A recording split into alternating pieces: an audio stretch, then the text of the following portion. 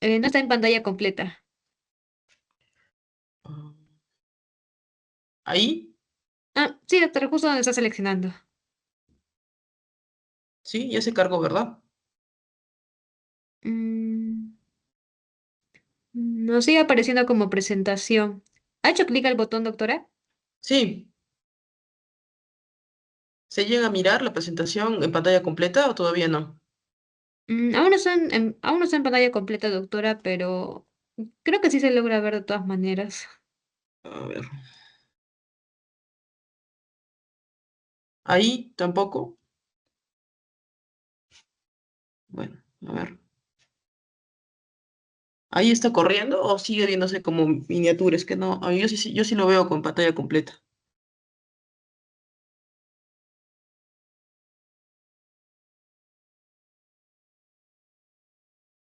¿Se mira o no se mira? Sí. Se sigue viendo como miniatura, doctora. Pero, ¿está compartiendo de solo la ventana o pantalla completa, o toda su pantalla de su computadora? A ver, espérame un ratito. que Creo que estoy como ventana y por eso no.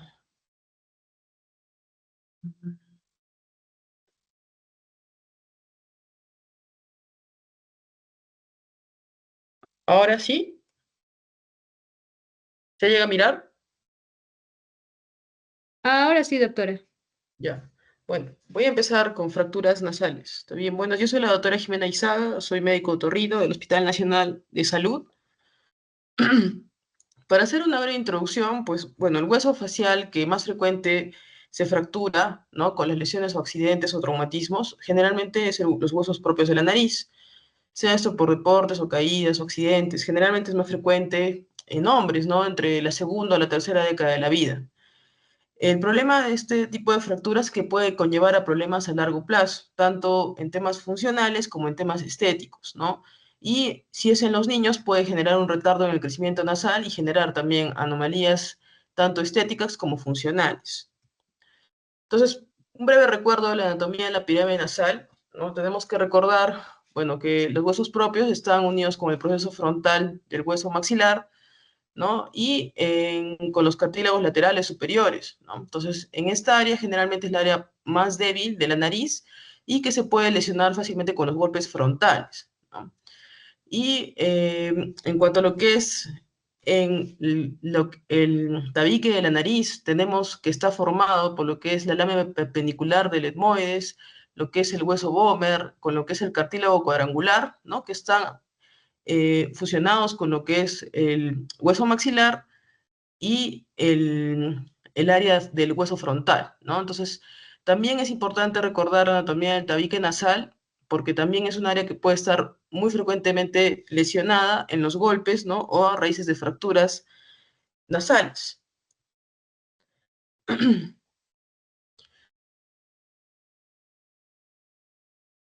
Bueno, para recordar también, bueno, un poco lo que es la inervación, es muy importante, ¿no? Que está lo que es la pirámide nasal, por lo que es el nervio supratroclear y el nervio infratroclear, ¿no? Con ramas también del nervio etmoidal anterior y del nervio infraorbitario, ¿no? Que estas ramas son muy importantes, sobre todo cuando hacemos las reducciones de fractura, que son las zonas donde nosotros tenemos que colocar los analgésicos o los anestésicos para generar, para poder hacer una reducción de fractura sin dolor en el paciente. Y bueno, lo que es la irrigación de toda la nariz que está dado tanto por ramas de la carótida interna o la carótida externa, ¿no? Entonces, hablando de lo que es la fisiopatología, tenemos que entender para poder dar este tipo de lesiones que se da en la nariz, tiene un impacto, una fuerza, ¿no? Tanto el impacto y la fuerza va a depender cómo se va a dar, si es una fractura simplemente que no va a ser, que va a generar una deformación, o es una fractura simplemente que se va a dar como una fisura nasal, ¿no? También es importante la edad, ¿no? Porque no es igual una fractura en adulto joven que una fractura en un niño o en un adulto mayor, ¿no? Generalmente en los adultos jóvenes pueden haber fracturas solamente de porciones de los huesos propios, en los adultos mayores pueden haber fracturas comminutas, ¿no? Y en los niños generalmente tenemos fracturas en tallo verde, que son fracturas que se van a dar en porciones cartilaginosas porque todavía el hueso no se ha terminado de constituir y no son visibles en las radiografías cuando las pedimos en los niños, ¿no? Generalmente son visibles y palpables. Y bueno, la presión cartilaginosa generalmente tiene que ser un impacto muy fuerte para poder lesionarla, que generalmente está asociada con luxofracturas, ¿no? Que también hay una luxación de esta porción cartilaginosa del tabique nasal asociado a la fractura de los huesos propios de la nariz. Entonces, tenemos una clasificación, como una clasificación un poco más simple, ¿no? Que puede darse, ¿no? En las fracturas unilaterales, una fractura bilateral, una fractura en libro abierto, un impacto que puede impactar los huesos propios dentro, ¿no? De la nariz y generando una nariz en silla de montar, ¿no? Tenemos también las fracturas en tallo verde, que son más frecuentes en los niños, y las fracturas cominutas generalmente están asociadas con otras fracturas de los huesos de la cara, como puede haber una fractura del piso de la órbita o unas fracturas maxilares, que generalmente ese tipo de fracturas están asociadas con ese tipo de fracturas. Entonces, tenemos que hacer también la evaluación diagnóstica del paciente, ¿no? Hacer una historia clínica, la anamnesis de manera correcta, ¿no? Preguntar cómo fue el trauma en el paciente, cuántos días han pasado, cuántas horas han pasado, evaluar si el paciente también tiene obstrucción, ¿no? De la respiración, si tiene una epistaxis que de repente en ese momento ha cedido, o si sigue, ¿no? Al momento de sonarse la nariz puede volver a presentarse la epistaxis, ¿no? O si tiene también una anosmia, una hiposmia, ¿no? Y sobre todo si es que ha tenido cirugías previas, tanto estéticas como funcionales, eso va a hacer que cualquier golpe, ¿no? No sea igual en una persona que no ha tenido una cirugía previa. Generalmente los pacientes que tienen cirugías anteriores, los golpes pueden ser más catastróficos, generando fracturas un poco más severas, ¿no? En cuanto a lo que es el examen físico, nosotros tenemos que ver tanto las vistas frontales, laterales y de base en el paciente, ¿no? Entonces, cuando vemos en la vista frontal, al observar la pirámide nasal, tenemos que ver si es que hay desviaciones de la pirámide nasal, ¿no? Las famosas laterorrinias, que generalmente son dadas por las fuerzas laterales, ¿no? Por ejemplo, un golpe puede generar una laterorrinia, ¿no? Entonces, eso también es importante para ver si también hay una luxofractura, si se ha luxado el tabique, ha salido de su corredor en el piso del maxilar, y ver también en el tema de la vista lateral, ¿no? Las famosas jivas que van a presentarse después de los golpes, ¿no? Generalmente, cualquier golpe en la nariz, con el tiempo puede hacer la aparición de las jivas, que eso más que todo va a ser repercusiones más estéticas que funcionales. Y en la vista de la base para ver las luxaciones, más que todo de la porción cartilaginosa del tabique, ¿no? Que se va a luxar y se va a salir de su corredor y nos va a generar una obstrucción de esa fosa nasal. Entonces, luego cuando hacemos el examen físico, ¿no? Ya del paciente, tenemos que movilizar esa pirámide, si está móvil, si es que se ha hundido, si es que tenemos crépitos, en esa zona si es solamente es unilateral, si es bilateral. Y en la parte interna, en la nariz, cuando podemos visualizar de repente con un espéculo o si tenemos una lámpara frontal, ¿no? Podemos ver si es que hay coágulos en la nariz, si es que se ven a veces trozos óseos o trozos cartilaginosos dentro de las fosas nasales cuando el golpe ha sido o el accidente ha sido muy fuerte o las fracturas cominutas. Es muy frecuente ver trozos de hueso o trozos cartilaginosos internos. También, bueno, ver en la pirámide nasal si es que hay, ¿no? Los hematomas o si hay heridas externas que se deben suturar antes de cualquier reducción de fractura. Entonces, todo lo que les acabo de explicar, ¿no? Tenemos que ver a la rinoscopía, ¿no? Ver si es que hay un hematoma septal, que sería la emergencia más importante después de una fractura, ¿no? Las reducciones de fractura pueden todavía tardar en resolucionarse, no ser de una emergencia, ¿no? A diferencia de un hematoma septal, como lo vemos aquí en la imagen, que es cuando el golpe ha hecho que se acumule sangre entre el pericondrio y el cartílago y el hueso del tabique, ¿no? Entonces vemos aquí el acúmulo de sangre y esto generalmente, si es que no se drena entre las primeras 48 horas, puede generar un absceso, posteriormente una necrosis y posteriormente una perforación del tabique nasal y generando una nariz en sí de montar con el proceso del tiempo, ¿no? Por eso es muy importante visualizar esto en las fosas nasales, en las primeras 48 horas. Son de resolución inmediata por las repercusiones funcionales y estéticas que puede tener el paciente, ¿no? Para eso tenemos que ver una visualización, tanto si es que no tenemos rinoscopio, hacer sobre todo la vista de base, controlar también pues, el sangrado nasal, si es que vemos coágulos, limpiar los coágulos nasales, ¿no? y sobre todo drenarlo, ¿no? No es necesario ser otorrino para hacer este drenaje, es muy importante poder hacer el drenaje y colocar un taponamiento, ¿no? Que lo van a aprender ustedes en sus prácticas con los doctores, pero es importante realizar el drenaje de esto y colocar un taponamiento anterior para evitar la repercusión posterior en el paciente, ¿no? Ahora, si es que vemos que el paciente no tiene hematomas septales, se puede hacer una examinación después de los 5 a 7 días después de que ha bajado la inflamación para poder definir el tratamiento, si es que va a ser una reducción de fractura o simplemente va a ser algo de observación, ¿no? Entonces, acá tenemos una clasificación que es la evaluación diagnóstica dada por Brown-Rouse, que es básicamente en el tercio de la pirámide nasal donde se ha dado el tema de la fractura, ¿no? Tanto si es en el borde, la bóveda, parte de la compresión de la bóveda inferior, si es que ha sido en la bóveda media o si ha sido en la bóveda superior, ¿no? Entonces, después de hacer la examinación en el paciente, tanto la anamnesis como el examen físico, recién es importante la radiografía, ¿no? No es de primera instancia pedir la radiografía para determinar la fractura, ya que no tienen un rol en el manejo de las fracturas nasales.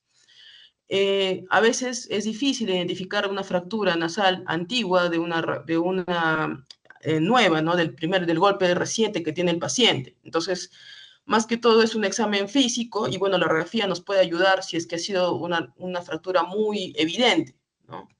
Y por ejemplo, en los niños no se puede ver una fractura como la ven aquí, ¿no? Que se ve el trazo de la fractura, ¿no? A nivel del tercio medio de los huesos propios.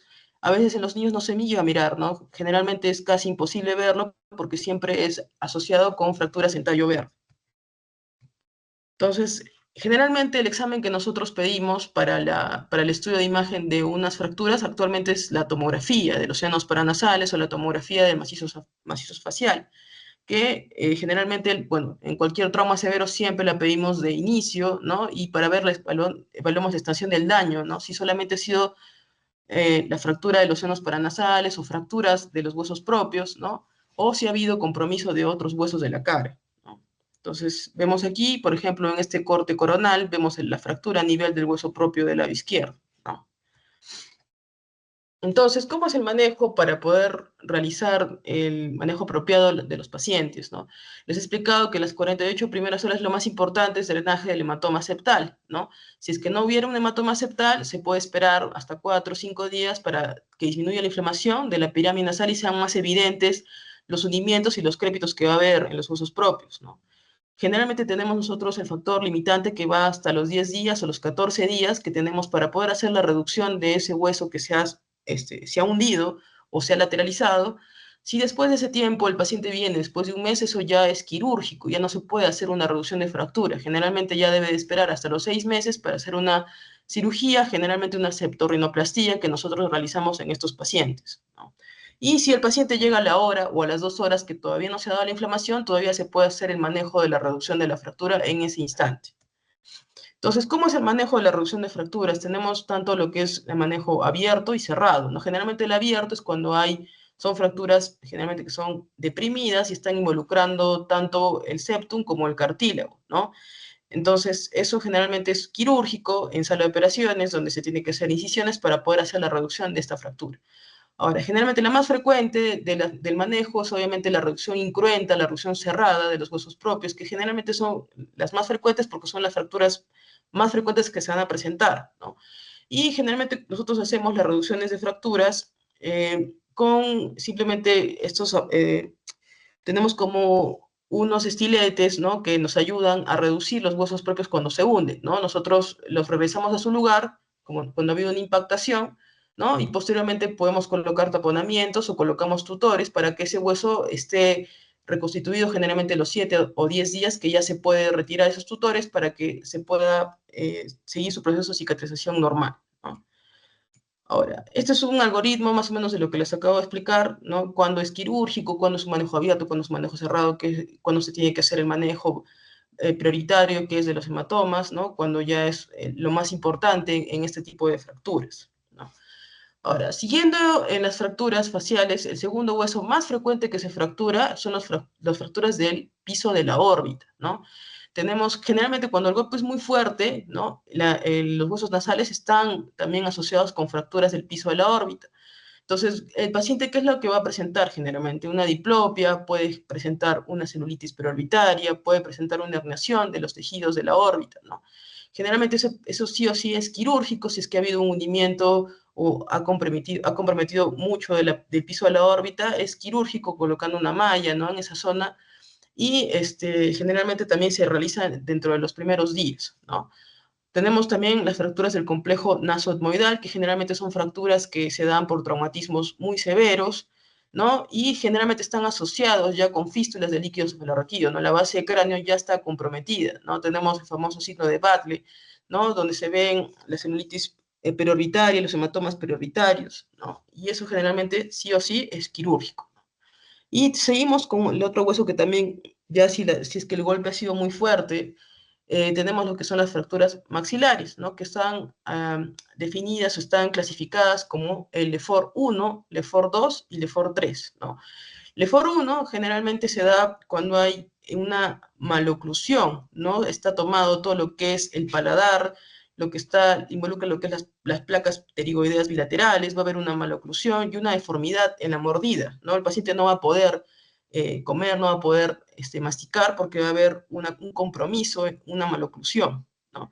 El LEFOR 2 ya toma lo que es, aparte de las placas pterigoideas, puede tomar zonas de la base del cráneo, sobre todo el etmoides, la sutura frontonasal, generalmente está acompañado con otro tipo de problemas, y también puede estar asociado también con fístulas de líquido cefalorraquídeo, ¿no? Son fracturas mucho más severas, y bueno, el EFOR 3, que involucra otro tipo de hendidura esfenoidal, también está asociado con el TEC abierto, y generalmente tiene secuelas neurológicas o también lesiones neurológicas o neuroquirúrgicas en estos pacientes, ¿no? Hablando de lo que es los tumores nasosinusales, vamos a hablar pues, de los tumores más frecuentes, ¿no? Bueno, puede haber tumores tanto en las cavidades nasales o en los senos paranasales, ¿no? Tanto en las ventanas nasales, en los orificios, ¿no? El vestíbulo, el tabique, la pared lateral y el techo de la nariz. Y en los senos paranasales, tanto en los frontales, maxilares, etmoidales, esfenoidal, ¿no? Entonces, entre los tumores nasosinusales tenemos tanto lo que son los benignos, los premalignos, los malignos y los tumores metastásicos, ¿no? Dentro de los tumores benignos tenemos lo que es los pólipos nasales, los papilomas, los ostiomas, los condromas, las displasias fibrosas, los tumores de origen nervioso, como los schwannomas y el nasofibrangioma juvenil, ¿no? Entre los tumores premalignos tenemos lo que es el papiloma invertido y el neuroblastoma olfatorio, y bueno, los malignos encabezados por el epidermoide, ¿no? Luego por el adenocarcinoma, los adenomas quísticos, los melanomas, el linfoma, ¿no? Y bueno, los tumores metastásicos de otros neoplasias que también se pueden presentar en los senos paranasales y en las fosas nasales. Entonces, si hablamos de lo que es la nariz como una parte externa, el tumor más frecuente que vamos a presentar de forma benigna va a ser un quiste del vestíbulo nasal, ¿no? A diferencia de los tumores en la parte externa de la nariz, que es el tumor más maligno, más frecuente, es el carcinoma espinocelular. En cuanto al tumor benigno más frecuente de las fosas nasales, tenemos los pólipos nasales, encabezado como el tumor más frecuente benigno en las fosas nasales, ¿no? Y el tumor benigno más frecuente de los senos paranasales, ¿no? Es el mucocele y el osteoma, que se presentan muy frecuentemente en los senos paranasales, ¿no? Y el carcinoma epidermoide, tanto en las fosas nasales como en los senos paranasales, es el carcinoma, bueno, el cáncer maligno más frecuente que está dado en estas zonas, ¿no? Entonces, el tumor benigno más frecuente de las fosas nasales tenemos lo que es la poliposis nasosinusal, que generalmente está asociado con temas alérgicos, ¿no? Son pacientes que generalmente tienen infecciones crónicas nasales, generalmente asociadas con rinitis, ¿no? Que van a presentar problemas de obstrucciones nasales, ¿no? Van a presentar rinorreas que no mejoran con ningún tratamiento, cefaleas, y también son pacientes que probablemente tengan antecedentes familiares de este tipo de enfermedades, ¿no? Y factores inmunológicos que están asociados con este tipo de la poliposis nasosinusal, ¿no? La poliposis nasosinusal es un tumor inflamatorio que se da en la nariz, que generalmente está asociada con una triada que nosotros la conocemos como la triada de Santer o la triada de Vidal, que son pacientes que van a presentar poliposis nasosinusal, asma y alergia a los AINES, ¿no? Esa es la patología más frecuente en los pólipos nasosinusales, ¿no? Generalmente el tratamiento sí o sí, aparte de los corticoides intranasales o orales que tienen una escala de tratamiento de cuándo se tiene que usar, se puede usar también la inmunoterapia y obviamente asociado con la cirugía de la extracción de estos pólipos para que el tratamiento sea mucho más efectivo, ¿no? También, bueno, podemos encontrar la poliposis sinusal en la fibrosis quística en los niños, ¿no? Que generalmente está asociado con la disgenesia ciliar primaria, ¿no? Ahora, lo que es en los papilomas, tenemos lo que es, representa más o menos el 4% de los tumores nasosinusales benignos, ¿no? Y se dan generalmente por una hiperplasia de la mucosa nasal. Generalmente estos papilomas están asociados más que todo por el paciente trabaja en zonas donde están los químicos, generalmente donde está el níquel o la gente, los pacientes que trabajan en fábricas pueden presentar estos papilomas, ¿no? Generalmente al inicio pueden ser benignos, luego vamos a ver lo que es el papiloma invertido, que es una lesión premaligna, ¿no? Que tiene una recidiva muy alta si es que no se, el tema quirúrgico no se maneja adecuadamente, puede generar posteriormente un carcinoma epidermoide en el paciente. Tenemos también los osteomas, que son proliferaciones endósticas o periósticas, ¿no? Que generalmente están circunscritas y generalmente se dan en los senos frontales y etmoidales, ¿no? Como lo vemos en la imagen, en, este seno, en el seno frontal son tumoraciones óseas que se van a dar con los tumores más frecuentes asociados con el mucosele, ¿no? Que son tumoraciones quísticas que se dan en los senos paranasales, ¿no? En este caso, en el seno frontal, como lo vemos en la imagen. Tenemos también lo que son los condromas, que son tumores de origen cartilaginoso, y también los fibrocondromas, ¿no? Que son generalmente, aparecen en la zona del macizo facial. En las tomografías lo podemos ver a diferencia de los osteomas como puntos de calcificación de zonas hiperdensas y hipodensas que se pueden ver en la tomografía, ¿no? Obviamente su tratamiento sí o sí es quirúrgico, igual que los osteomas, si es que generan obviamente problemas de sinusitis en el paciente y problemas obstructivos en el drenaje normal de los senos paranasales. Y bueno, la displasia fibrosa, que generalmente es una enfermedad, ¿no? Es un tipo de tumoración que va a alterar la estructura normal ósea, ¿no? Se va a estar sustituido por un tejido fibroso, como lo vemos aquí.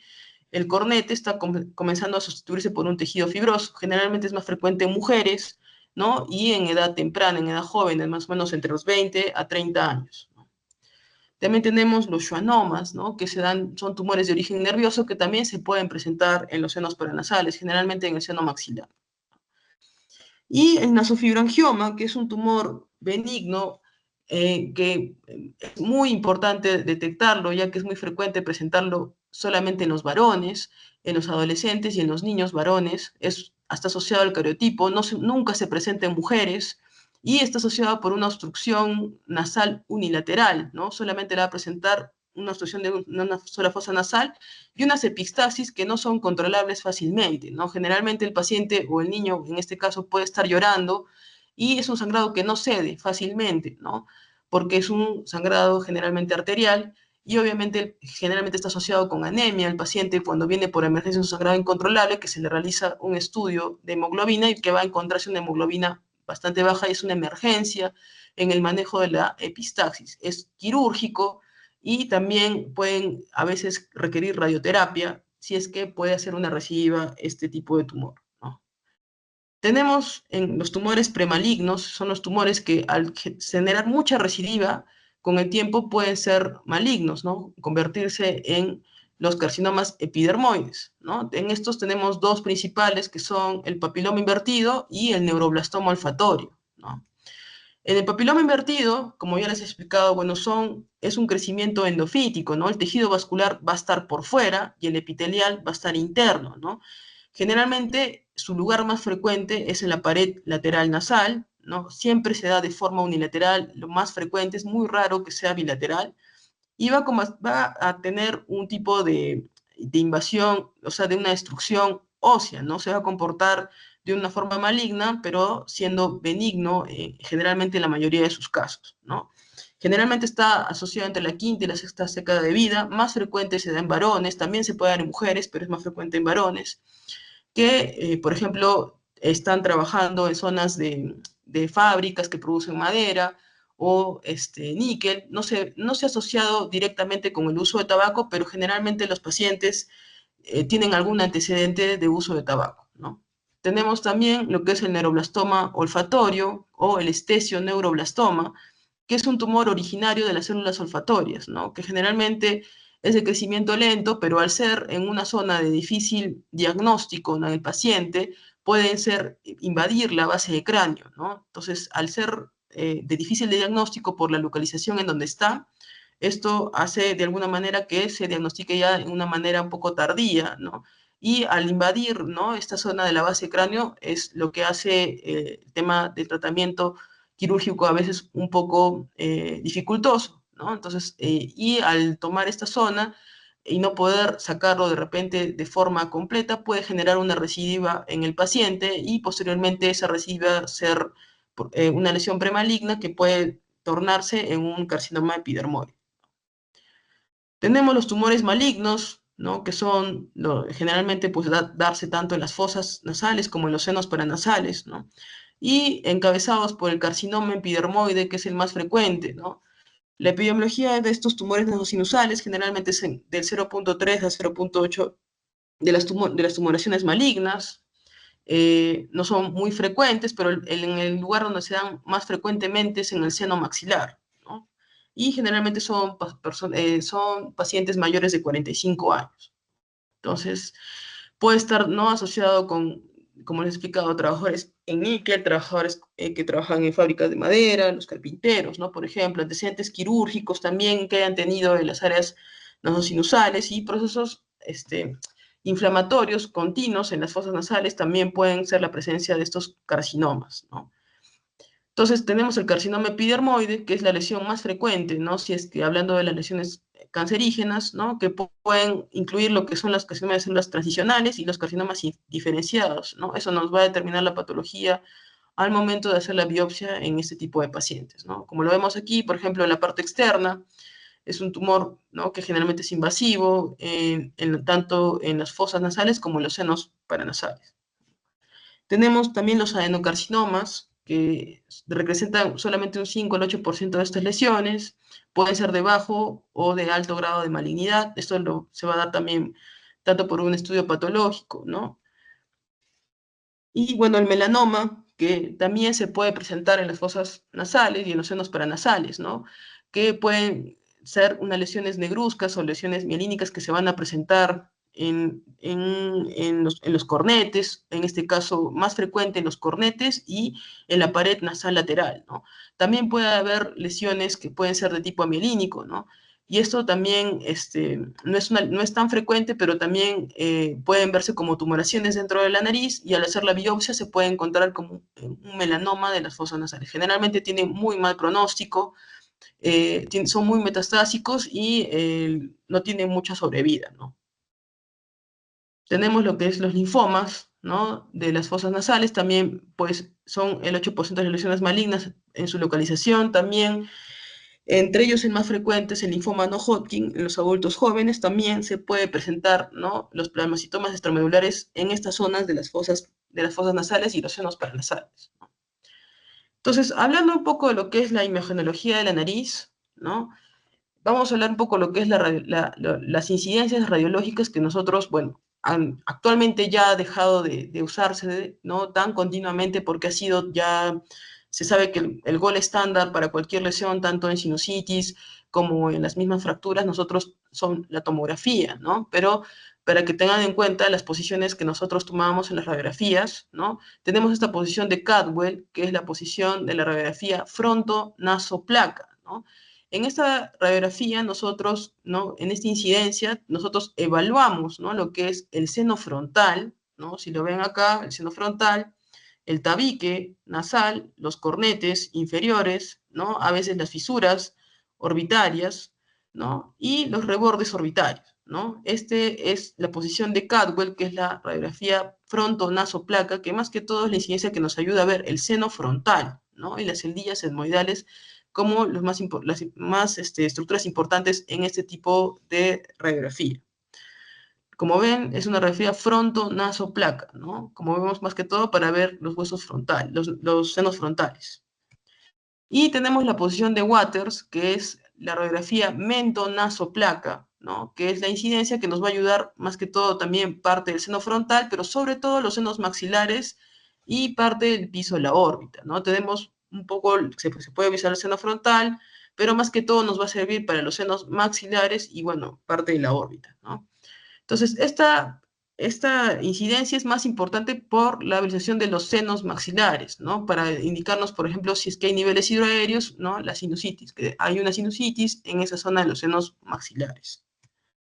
La radiografía de los huesos propios de la nariz, ¿no? Cuando solicitamos una radiografía después de una lesión o un traumatismo en el paciente, se solicita una radiografía de huesos propios de la nariz, dos laterales, no tanto el lateral derecho como el izquierdo. Vamos a visualizar, ¿no? Si es que la estructura ósea de los huesos propios está indemne o si es que hay un compromiso, que es como les he explicado ya en la primera parte. Y como les expliqué, nosotros la tomografía de los senos paranasales es el estudio más importante actualmente tanto para la sinusitis, inclusive ya para las fracturas, para los tumores, ¿no? Es el primer estudio que nosotros pedimos en los pacientes que tienen patologías nasales, ¿no? Y generalmente es el estudio más importante para la sinusitis. Una radiografía no es tan importante como una tomografía. Entonces, si les pregunto qué es si es importante una radiografía para la sinusitis, ¿no sirve para diagnóstico? Pues no, la tomografía es lo que nosotros solicitamos para el diagnóstico de sinusitis crónica, sobre todo. Entonces, vemos estas incidencias que tenemos tanto coronal, sagital y axial, ¿no? Por ejemplo, aquí en esta incidencia axial podemos visualizar los senos maxilares, ¿no? El tabique nasal, parte de los cornetes inferiores. En esta tomografía axial, como van los cortes, ¿no? Hacia arriba, en este caso, podemos ver, por ejemplo, las celdillas etmoidales, ¿no? Que se ven, ¿no? En esta zona de aquí, que es lo que nos llama más la atención, ¿no? En este corte, por ejemplo, axial, que es ya un poquito más hacia arriba, ¿no? Podemos ver parte ya de los senos esfenoidales, como lo vemos acá, ¿no? Celdillas etmoidales, los senos esfenoidales, que se pueden visualizar en este corte axial, ¿no? En este corte coronal, ¿no? Por ejemplo, lo más básico que pueden ver, aquí podemos ver el tabique nasal, los cornetes inferiores que están hipertróficos, ¿no? Los senos paranasales que están sanos, en este caso están neumatizados, ¿no? Y, bueno, parte de las celdillas etmoidales que están comenzando a aparecer. Igual, si este corte coronal lo vemos un poquito más hacia atrás, se ven ya los senos esfenoidales, ¿no? La parte del cabum, ¿no? Rinofaringio, y bueno, más que todo en este corte coronal, por ejemplo, aquí podemos determinar cuando es patológico. En este lado vemos que hay una zona hiperdensa que nos indica que está ocupado. Generalmente el índice nos va a indicar si es que esto es tumoral o simplemente si es que es líquido en la zona de la corte coronal. Tenemos aquí, por ejemplo, los senos maxilares, que hay una sinusitis, ¿no? En el seno maxilar del lado derecho, ¿no? Y una hipertrofia de los cornetes, ¿no? Sobre todo del lado derecho, ¿no? Y una desviación del tabique. Aquí podemos ver parte del seno frontal, ¿no? Y generalmente el corte axial nosotros lo usamos para los senos frontales, ¿no? Vemos acá el seno frontal, parte de las celdillas etmoidales, el seno esfenoidal, ¿no?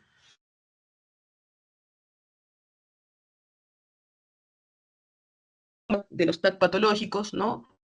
Por ejemplo, aquí una desviación septal severa del tabique, ¿no? A diferencia de las otras imágenes que les he mostrado, aquí tenemos una desviación septal severa, ¿no?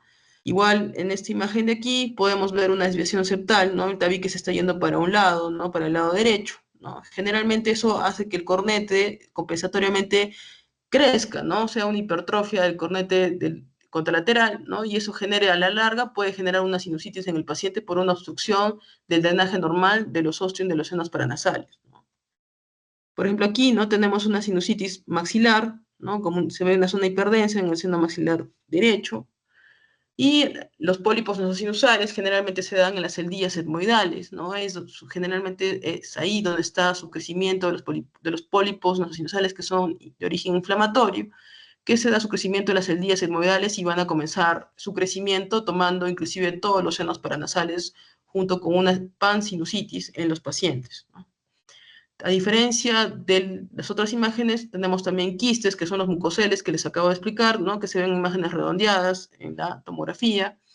Y cuando hay hongos también en las zonas paranasales, generalmente se ven como microcalcificaciones, ¿no? Como calcificaciones dentro de las zonas hiperdensas que se ven en la tomografía.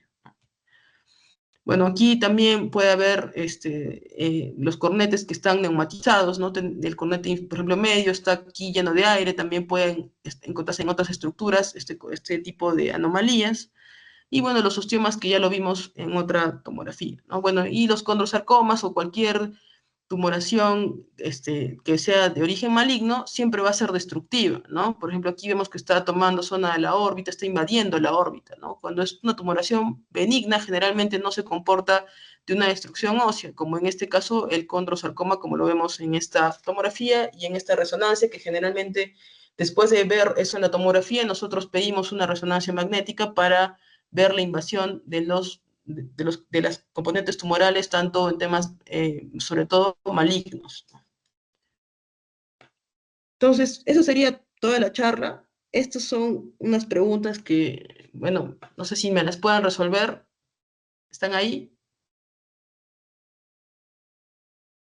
Sí, doctora. A ver si me responden, por favor, la primera pregunta.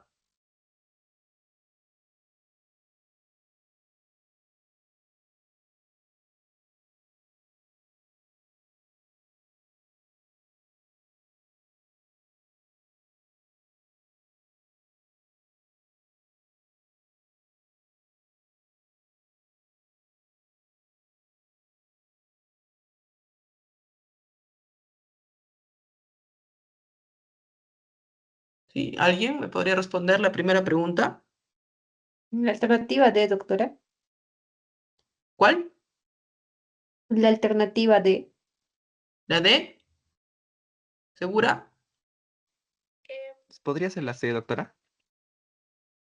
Claro, porque ya les dije que la radiografía no es tan importante, ¿no? Generalmente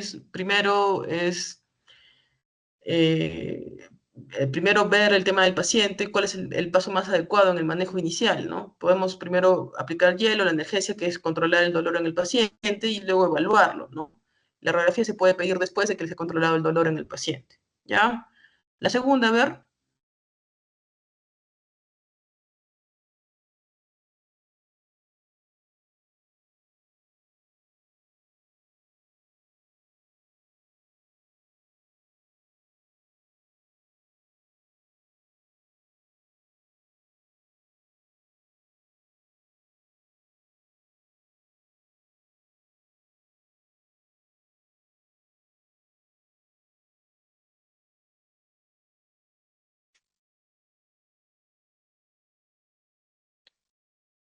la segunda, alguien,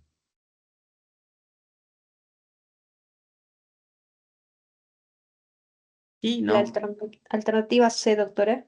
Claro, ¿no? Porque que les he explicado que el hematoma septal es una emergencia, ¿no? Entonces, si es que ves una masa azulada en el tabique después de un traumatismo, es un hematoma, ¿no? Entonces tiene que ser un drenaje urgente, ¿no? Ya. La tercera,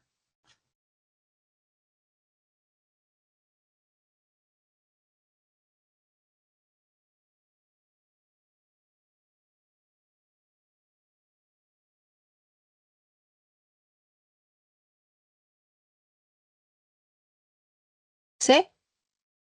claro, una deformidad en silla de montar, ¿no? Como no se drenó el hematoma, generó un absceso, se perforó el tabique y se hundió la nariz, ¿no?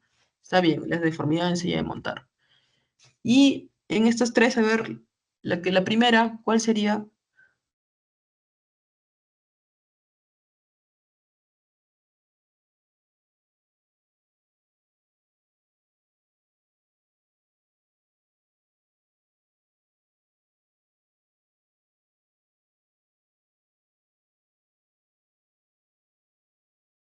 ¿La B, doctora?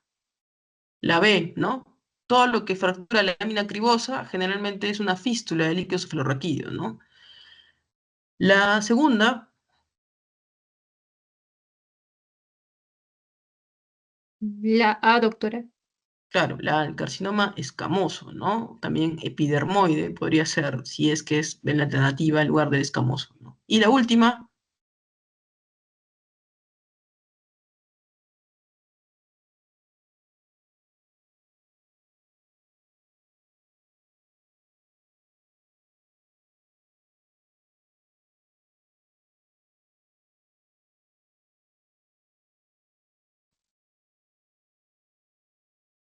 La B, doctora. La B, ¿no?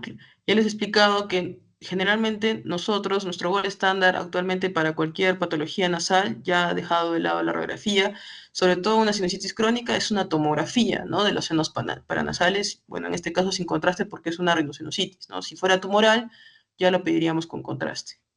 Bueno, chicos, eso sería toda mi práctica por el día de hoy. Muchas gracias por la atención y bueno, este, eso sería todo. Muchas gracias.